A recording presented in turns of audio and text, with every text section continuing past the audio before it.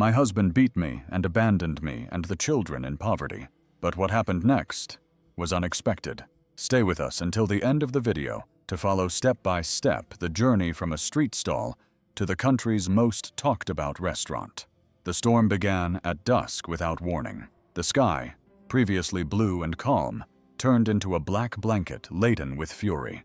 The winds howled like hungry beasts, and the thunder roared with such force that the earth seemed to shake. Grace was on the porch of her humble home, clutching her apron against her chest, feeling her heart racing. "My God," she murmured, feeling a chill run down her spine. The clouds tore apart and began to pour torrential rain on her coffee plantation. For years, that land had been her only security, what kept her standing, supporting her family with hard work and sweat. But now, before her very eyes, everything was being destroyed. Barefoot, she ran toward the field, stepping on the mud, while the wind tore leaves from the trees and broke branches as if they were chopsticks. The coffee beans that were to be harvested in a few weeks were brutally torn away, swept away by the storm, as if they had never existed. "No, no, no, please no," she cried, trying to protect what little remained with her own hands. Then she heard laughter, a harsh laugh laden with contempt. She turned, gasping, and saw Stephen, her husband, leaning against the door of the house with a bottle of tequila in his hand. The wind ruffled his dark hair, and a crooked smile spread across his face. "Run, run, Grace. Try to save that worthless plantation," he taunted, taking a swig from the bottle. "But you know as well as I do that everything you touch turns to failure. It's always been a joke. Just like you." Grace felt a lump in her throat. Her hands were shaking. She didn't want to believe what she was hearing. That was the only thing they had here. How could he stand there laughing while her family's livelihood was being swept away by the storm? "You're not going to help me?" she shouted, her voice breaking. Stephen took a step forward, stopping at the edge of the porch. He looked down at her, as if she were something insignificant. "Help? And waste my time? Do you really think this plantation is worth anything? It's always been rubbish, just like you." Grace felt her chest burn with rage. Why was he doing this? It wasn't the first time Stephen had belittled her, but that night, in the middle of the storm, she felt something inside her break. "Shut up, Stephen!" she shouted. He raised his eyebrows and came down the steps, his gaze turning cold, almost cruel. "What did you say?" "I said, shut up," she replied, in the firmest voice she could muster. "This land is our livelihood. What do you plan to do now?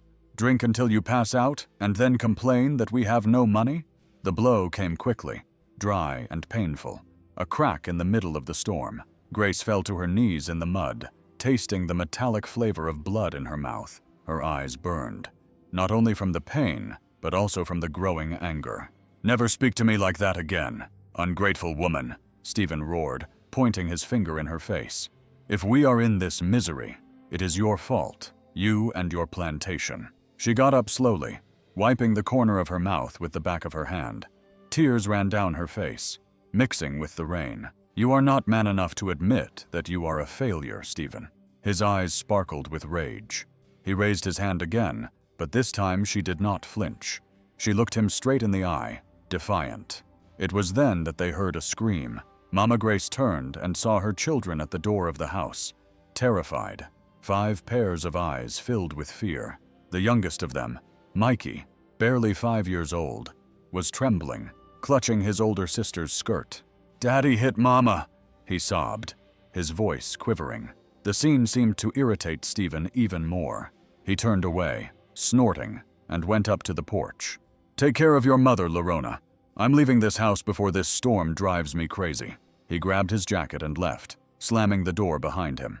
The wind continued to batter the plantation, the rain pounding furiously on the roof, and Grace remained there in the mud, her face burning with pain, her heart broken by the humiliation, the contempt, the fear of what would come next. But she did not know that this would only be the beginning of her worst nightmare.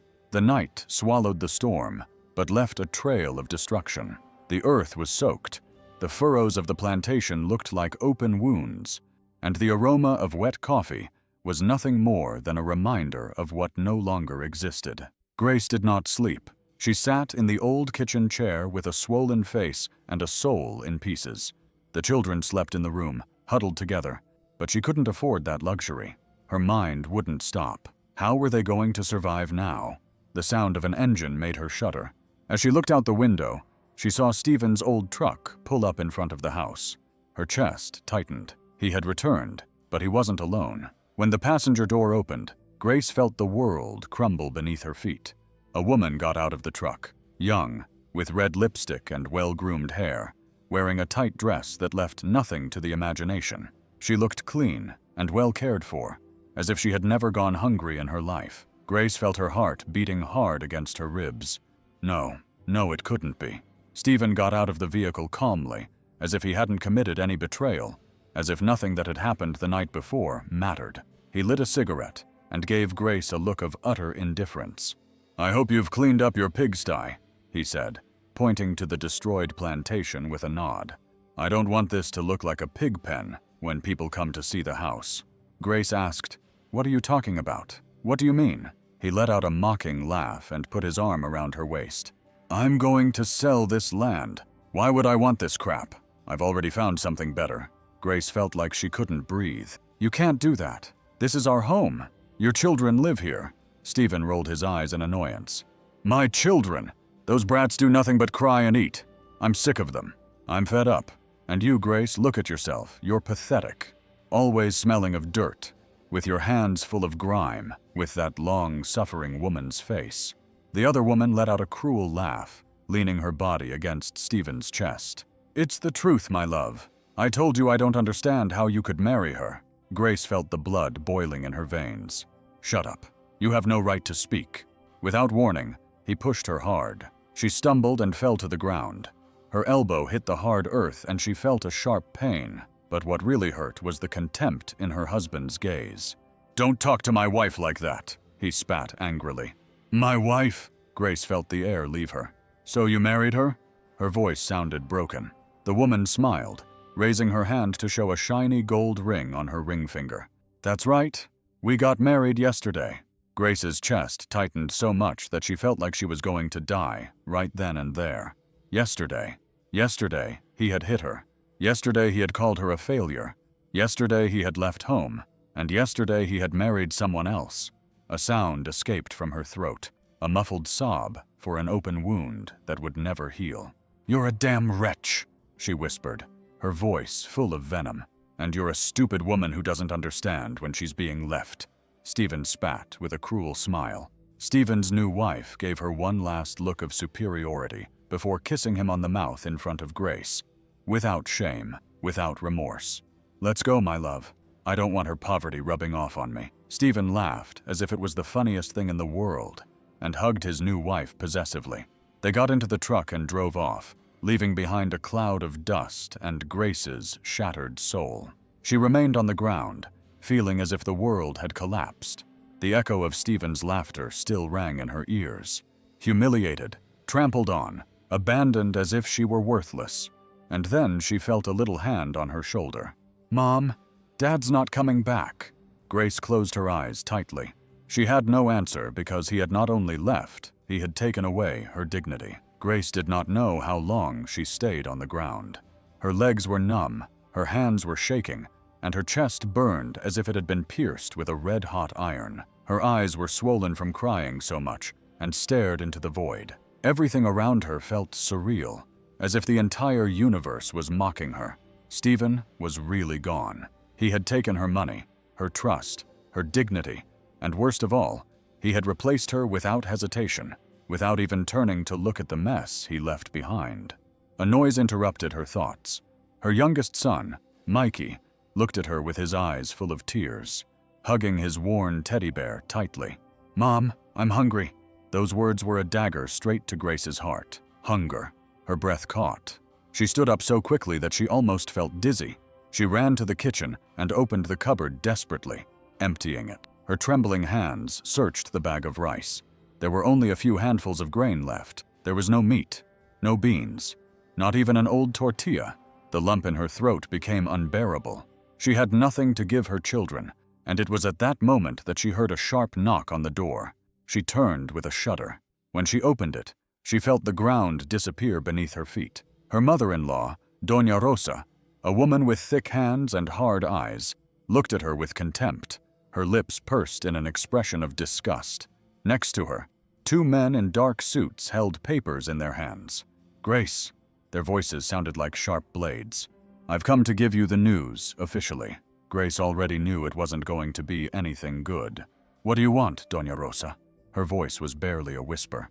The old woman raised a yellow envelope and threw it at her chest. "Your time here is over."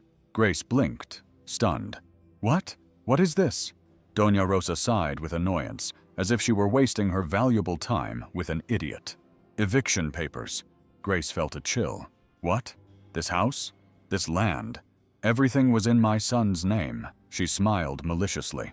"And now that he's gone, there's no point in you staying here, occupying a space that doesn't belong to you." Horror hit her like an icy wave. "No, you can't do this. Your grandchildren live here." "So what?" The woman shrugged. "That's your responsibility, not mine." Grace's eyes filled with tears. "Please give me time. We have nowhere to go." Doña Rosa clicked her tongue impatiently. "You have 30 days to pay the debt Stephen left behind, or you and those brats can leave." "What debt?" Grace's voice was barely a whisper. The old woman let out a cruel laugh. "Oh dear, did you really think Stephen left empty-handed?" Grace felt a pang of dizziness. "He didn't take all the money, but he left the debts. And since everything was in his name," the woman shrugged. "Now the problem is yours." The papers trembled in Grace's hands. The amount of money was impossible. She couldn't pay that in a lifetime. She was lost. Her mother-in-law looked at her with superiority, savoring the moment. "Life is putting you in your place, Grace. I always knew it wasn't enough for my son." Those words were the final blow.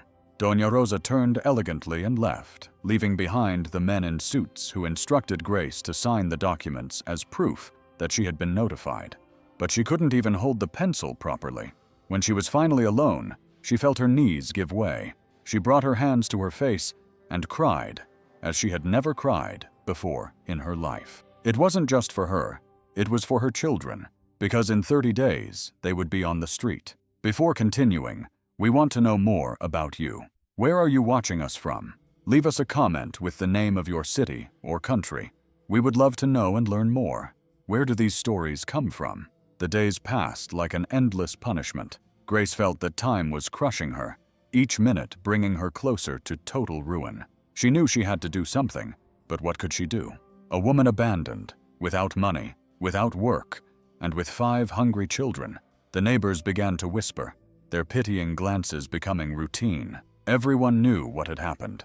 Everyone had seen Stephen leave with his new wife. Everyone looked at her as if she were a wounded animal, waiting for the moment when she would fall and be unable to get up again. "Poor thing," they whispered in the corners. It was bound to happen. She was always useless. Stephen did right to leave her. What man could put up with a burden like that? Grace pretended not to listen, but at night the words of contempt echoed in her head, hurting her like invisible knives. And then, as if the humiliation weren't enough, the worst day of her life arrived. 2 weeks had passed since she received the eviction papers. Grace had no food left. That morning she woke up with only one thought in her head. She couldn't let her children go hungry. She covered herself with an old shawl and went out into the street with a lump in her throat. She went from house to house. First, she knocked on the door of Mrs. Remedios, an elderly woman who had always been kind to her.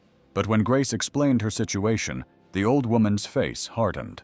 "I'm sorry, Grace, but we're all going through difficult times. I can't help all the poor people in town." She closed the door in her face. Grace swallowed her pride and went to the next house, then another and another, always getting the same answer. No one wanted to get involved in her problem. No one wanted to take her and her children in. Finally, she arrived at the village store. The owner, Don Julian, looked her up and down with a suspicious expression. "What do you need, Grace?"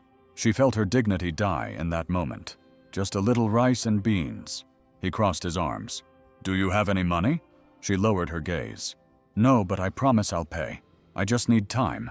Don Julian laughed loudly, mockingly, cruelly. "Time, woman. Your husband left you. You don't have a job. In less than a month, they'll kick you out of your house. How do you plan to pay? Grace felt the blood boiling in her face. The people inside the store turned to look at her. Why don't you do what smart women do, huh? Don Julian continued with a smile. Sell yourself. I assure you that more than one man in this town would pay to spend some time with you. The whole world collapsed around her. Some people let out stifled laughter. Others just looked at her with disgust, as if she were already considering the idea. Grace felt the worst humiliation of her life. She wanted to scream. She wanted to cry. She wanted to disappear. But she couldn't afford to break down with what little dignity she had left. She raised her head and left the store without saying a word. When she got home, her children ran to hug her. Mom, did you bring something to eat? Grace felt her soul tearing apart. Among the women in the village, while others only whispered and judged, Hope had always been the only one who really saw her. That afternoon, she handed her a bag of food without saying a word. Grace took it and began to cry. I can't take it anymore, Hope. I don't know what to do. Her friend hugged her tightly. You're not alone, Grace.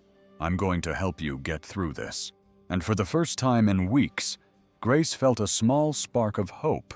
But the road ahead of her was full of obstacles, because the world had not yet finished destroying her. Dawn arrived with the weight of despair. Grace opened her eyes, feeling her stomach empty, her throat dry, and her body numb with exhaustion. But there was something worse than fatigue, something that gnawed at her like poison in her blood. Fear. 30 days. That was all the time she had left before she and her children were thrown out onto the street like stray dogs. 30 days to find a solution, or lose everything. But this time, she was not alone. Hope showed up at her house early with a look of determination on her face. Listen to me carefully, Grace. We're going to get you out of this hell. Hope had found her a job. It wasn't easy. It wasn't fair, but it was the only thing there was. The owner of the restaurant in town needs a cleaner, she explained. It's hard work, but it pays enough for you to start getting back on your feet. Grace nodded without thinking twice. She had no time for pride or doubts. If she had to break her hands scrubbing floors, she would do it. What she didn't know was that the humiliation wasn't over yet. When Grace arrived at the restaurant, the impact was immediate. The tables were filled with well-dressed people, ladies with sparkling jewelry, and men with expensive watches. It was a world completely different from hers. The manager, a brazen woman named Carmen, looked at her with disgust. So you're the new one, she muttered, scanning her from head to toe with a look of superiority. Yes, ma'am. I'm ready to work. Carmen snorted. We'll see if you can handle it. And so the torment began. The first day was hell from the very beginning. Grace was treated like trash. The waiters barked orders at her with disdain. Hurry up with that floor, we don't want your filth here. The customers ignored her as if she were invisible. The cooks looked at her with contempt. I don't know how they let a starving woman in here. But the worst came when a rich woman with perfectly styled hair and a silk dress looked at her with disgust as Grace scrubbed the floor near her table. Who let this filthy woman work here? The laughter of her friends echoed in the air. The entire restaurant seemed to stop to look. Grace felt her stomach churn. She wanted to disappear. Carmen, the manager, approached with a cold smile. If they're going to treat you like this, at least let it be for a reason. And in front of everyone, she threw a bucket of dirty water at her feet. Clean it up with your clothes. Let's see if you're any good. The restaurant erupted in laughter. Grace felt her eyes burn. She wanted to scream, to run curse everyone, but she couldn't because she had 5 children waiting for her at home. Hunger knew no dignity, so she bit her lip, swallowed her tears, and continued cleaning. No one saw it, but that night, as she washed the dishes until her hands were red and cracked, Grace made a promise. Someday she would return to that restaurant, but not as a servant. And then, no one would ever humiliate her again. Never again would Grace's hands be red, swollen, and covered in small cuts. The soap and cold water made them more sensitive, but she didn't have time to feel the pain. Every night after cleaning the restaurant floors, she would spend hours washing dishes and scrubbing pots. Thank you for picking up the trash. Anything to earn a few more pesos. But the salary isn't enough. When she returned home, her children greeted her with hugs and forced smiles. They knew they shouldn't complain, that their mother was doing the impossible for them. But Grace heard their stomachs growling at night. She heard Mikey sobbing in his little bed. She heard her eldest daughter, Mary, trying to comfort him. "Mommy will find a way, little brother. Don't cry."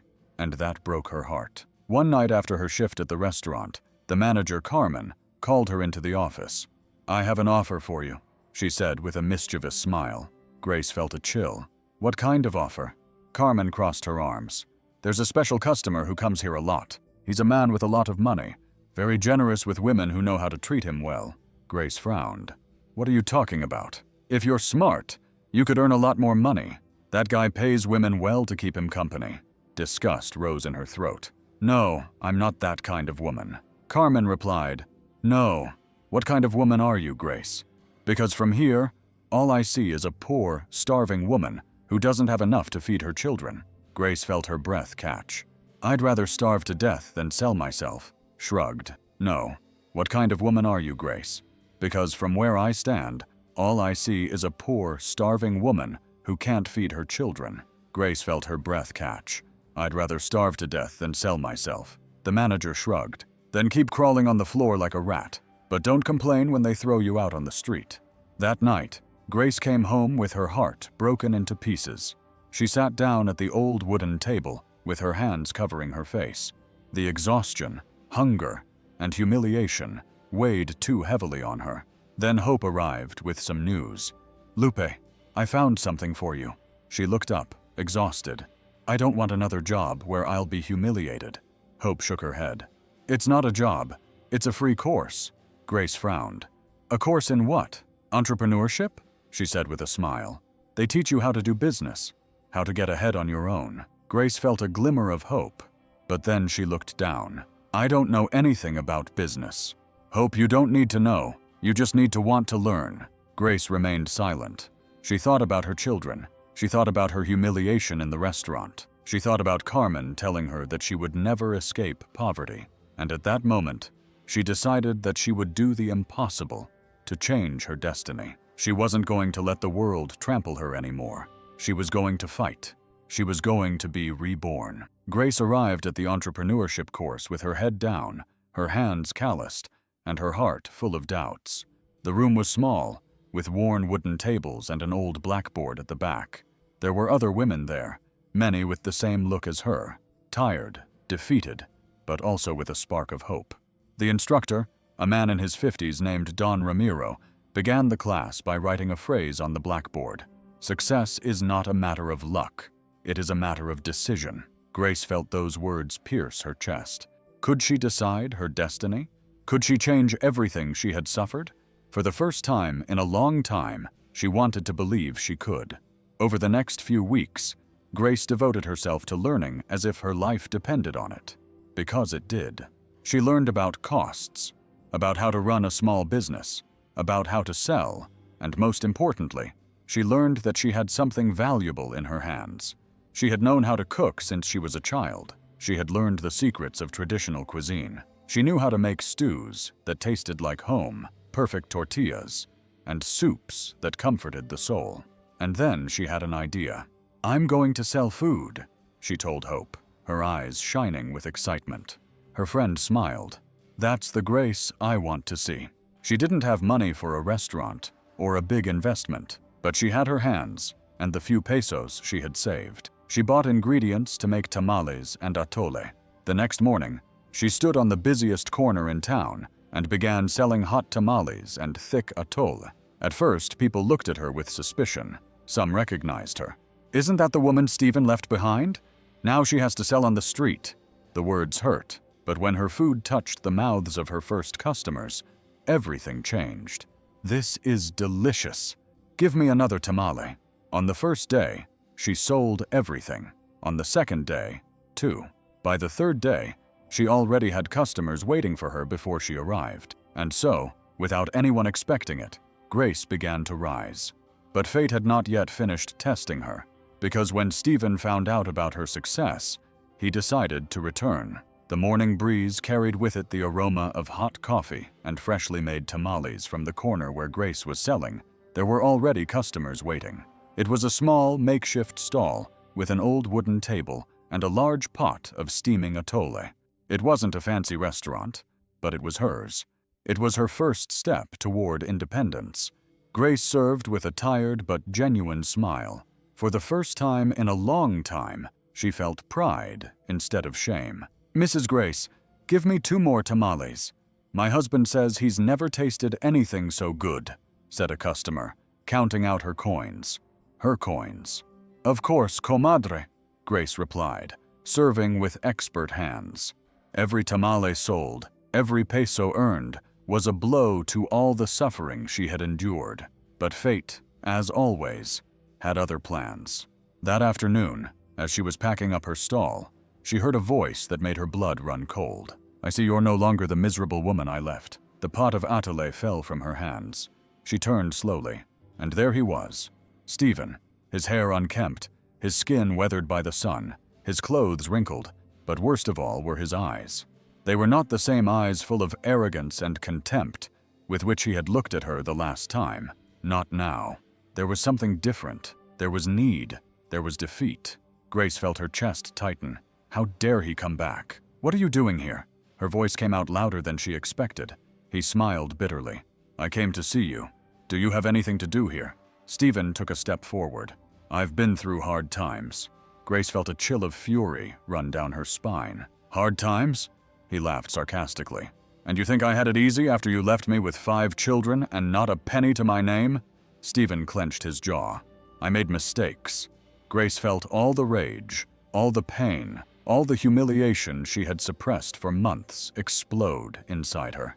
"You left me to marry someone else. You humiliated me in front of the whole town." The few customers left on the street began to stare.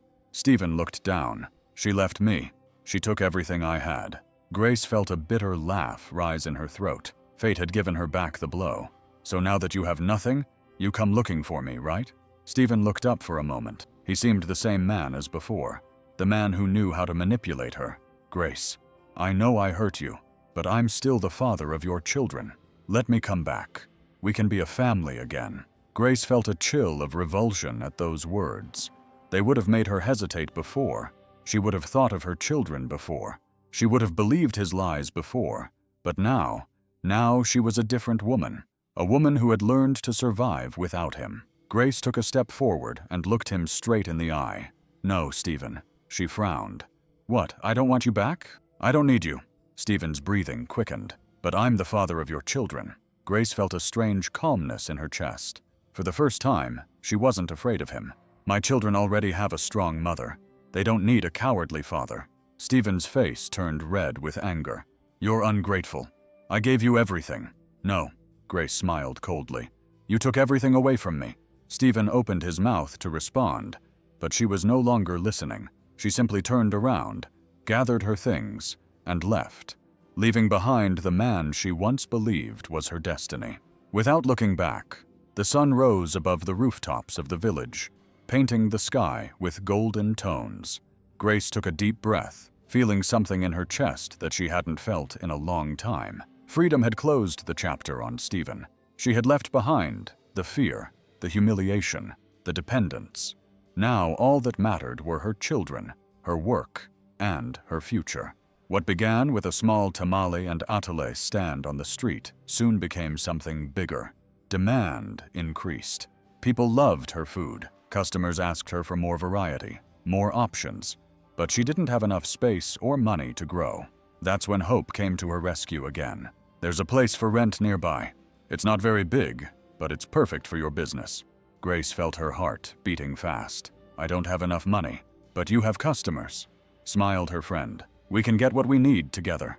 Hope not only helped her negotiate the rent for the premises, but also convinced several loyal customers to pay in advance, ensuring her a small initial capital. And so, with sacrifice, effort, and determination, Grace opened her first restaurant. It was modest, a few wooden tables and a simple kitchen, but with the warmth and flavor of a real home. Grace prepared the first stew in her new place with trembling hands. "Mom, there are people waiting outside," said Mary, her eldest daughter, peeking through the door.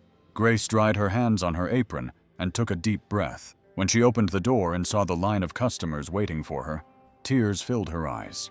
They were people from the town, neighbors who had previously looked at her with pity, now sought her out for her food. She had conquered the first day. It was a resounding success. On the second day, more people arrived. By the third week, her food was so popular that she could barely serve all the customers. And when she least expected it, her little restaurant became the most famous in the area. One day, while Grace was serving the dishes, a shadow appeared at the door. She looked up, and her heart stopped. For a moment, her heart stopped. It was Stephen. His clothes were old, his skin weathered by the sun, his gaze dull. He was no longer the arrogant man who had humiliated her. He approached slowly, nervously. Grace crossed her arms. She felt no anger, no hatred, only indifference. "You have no business here," he sighed, lowering his gaze. "I just wanted to tell you that I'm sorry for everything I did to you." Grace looked at him closely. For years, she had waited to hear those words, but now they meant nothing. "I don't need your apology." Stephen nodded, swallowing hard. "Can I ask you for a job?" Grace felt a pang of surprise. He was ruined. He had hit rock bottom. Before, she would have hesitated. Before, her heart would have told her to help him. But now, she knew her true worth. "There's only room here for people who know their worth," she said firmly. She turned and went back to her kitchen, leaving him at the door, lost, just as the day he abandoned her. It was her last lesson. The years passed. Grace became a successful businesswoman. Her small restaurant grew and expanded until it became one of the most renowned in the region. Her children never went hungry again. Mikey, the youngest, became the best student in his school. Mary, her eldest daughter, decided to study business administration to help her with the business. Life had changed. One day, while watching her restaurant full of happy customers, Grace remembered the days when she cleaned floors in Carmen's restaurant. She remembered when people humiliated her for asking for help. She remembered when she thought she would not survive. But there she was, stronger than ever, because true revenge was not hatred, it was success, and Grace had won. The aroma of freshly brewed coffee mixed with freshly baked sweet bread, creating a delicious scent that filled every corner of the restaurant. Grace stood at the entrance, proudly observing the place she had built with her own hands. Doña Lupita's restaurant was now the most famous in the region, a place where people not only came to eat, but also to feel the warmth of home. She had won, but it wasn't luck. It wasn't anyone's charity. It was her effort, her struggle, her pain transformed into strength. That morning, while she was serving a batch of tamales in the kitchen, Mary came running in with her notebook in her hand. Mom, we got an offer." Grace turned around, wiping her hands on her apron. "What offer?" Mary was so excited she could barely speak. "A businessman from the city came to try our food last week and loved it. He wants us to open a branch in the capital. He says our food could become a restaurant chain." Grace was in shock. A restaurant chain? Her food recognized in the city? For a moment she remembered the woman she once was. The woman who trembled in a strange kitchen, scrubbing floors while others trampled on her. And now they wanted her in the capital. She put her hand to her chest, feeling her heart beating fast. "Mom?" Mary asked. "What do you think?" Scrubbing floors while others trampled on her. And now they wanted her in the capital. She put her hand to her chest, feeling her heart beating fast. "Mom?" Mary asked, with a mixture of excitement and nervousness. Grace smiled. "Tell him we'll talk about it." She was ready for the next step. That same afternoon, when the day was about to end, the restaurant door opened and an uncomfortable silence filled the place. Grace looked up from the cash register, and her breath caught. There was Carmen, the same Carmen who had humiliated her in the restaurant years ago, the same one who made her clean with dirty water in front of customers, who mocked her misfortune, who told her she would never get out of the series. But now, she didn't have the same expression of superiority. She looked worn out. Her clothes weren't as impeccable as before. Her hair was no longer perfectly combed. She had aged, but not because of her years, but because of her life. She approached the counter with uncertain steps. Carmen's voice sounded broken. Grace didn't respond immediately. She just looked at her, remembering the pain, was no longer perfectly styled. She had aged, but not because of her years, but because of her life. She approached the counter with uncertain steps. Carmen's voice sounded broken. Grace did not respond immediately.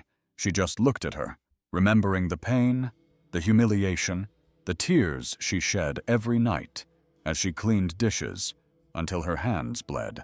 But she no longer felt resentment, because success was her best revenge. "What do you want, Carmen?" Carmen lowered her gaze. She had never seemed so small before. "I lost my job," she confessed in a whisper.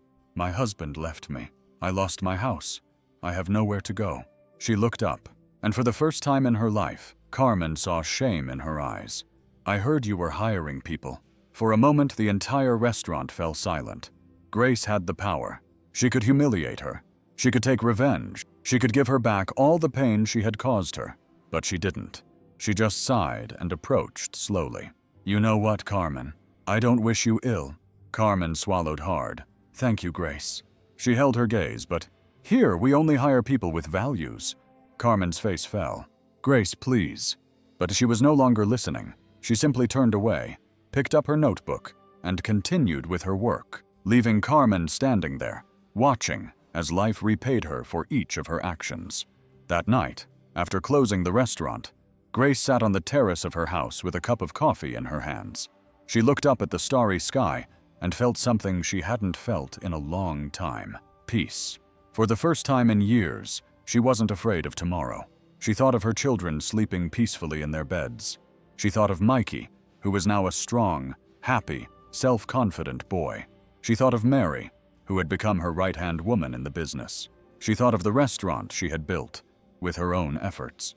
She thought about the woman she used to be, the woman who cried in the dark, the woman who felt broken, the woman who believed there was no way out. And she realized something. That woman had died, and in her place, a warrior was born. An invincible woman was born. Grace smiled and closed her eyes. She had touched hell. She had been humiliated, betrayed, and beaten by life, but she never gave up. And now she was stronger than ever, because the best revenge was not hatred. It was success. And Grace had won. Grace's story is the story of many women. Women who have been abandoned, humiliated, and belittled. Women who have been betrayed by those who promised to take care of them. Women who have had to dry their tears in silence and move on because there was no other option. But it is also a story of transformation. Grace fell, and she fell many times. She was despised, publicly humiliated, trampled on by her own husband, mocked by the townspeople.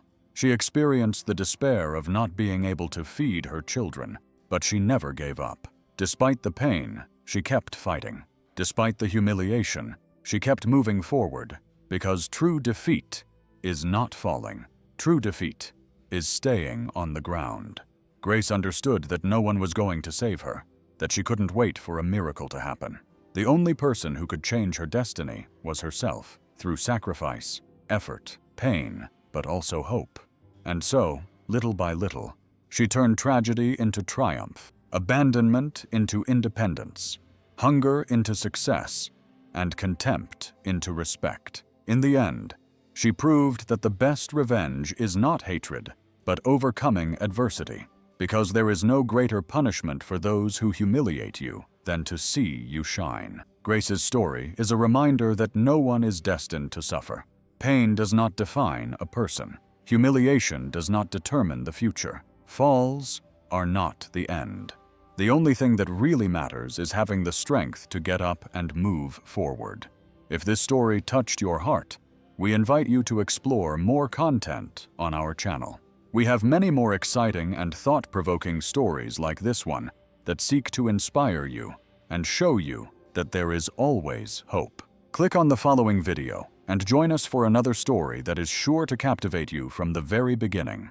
Don't forget to subscribe, leave your comments, and share this video with those you think may need it. Thank you for being part of this community. See you in the next video.